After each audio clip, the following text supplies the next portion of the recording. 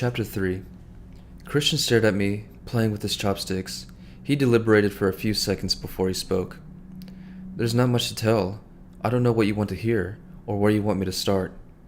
Start at the beginning. You saw her over a number of years? No. Yes, but I told you, not as frequently as you make it sound. I saw her 2 or 3 times after her father died. When was the last time? About a week before the murder. And how would you describe her mental state? Oh. Christian leaned back in his chair, relaxing now that he was on safer ground. She was highly paranoid, delusional, psychotic even. But she'd been like this before. She had a long-standing pattern of mood swings. She was always up and down. Typical borderline. Spare me the fucking diagnosis, Christian. Just give me the facts. Christian gave me a wounded look, but decided not to argue. What do you want to know? Alicia confided in you she was being watched, correct? Christian gave me a blank look. Watched? Someone was spying on her. I thought she told you about it? Christian looked at me strangely. Then, to my surprise, he laughed. What's so funny? You don't really believe that, do you? The peeping Tom spying through the windows? You don't think it's true? Pure fantasy. I should have thought that was obvious. I nodded at the diary. She writes about it pretty convincingly. I believed her. Well, of course she sounded convincing.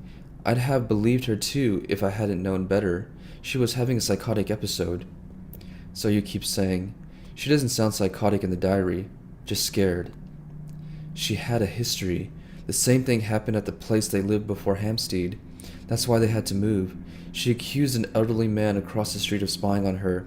Made a huge fuss. Turned out the old guy was blind. Couldn't even see her, let alone spy on her. She was always highly unstable. But it was after her father's suicide that did it. She never recovered. Did she talk about him with you at all? Her father? Christian shrugged. Not really. She would always insist that she loved him, and they had a very normal relationship, as normal as it could be, considering her mother killed herself. To be honest, I was lucky to get anything out of Alicia at all. She was pretty uncooperative. She was, well, you know what she's like. Not as well as you, apparently.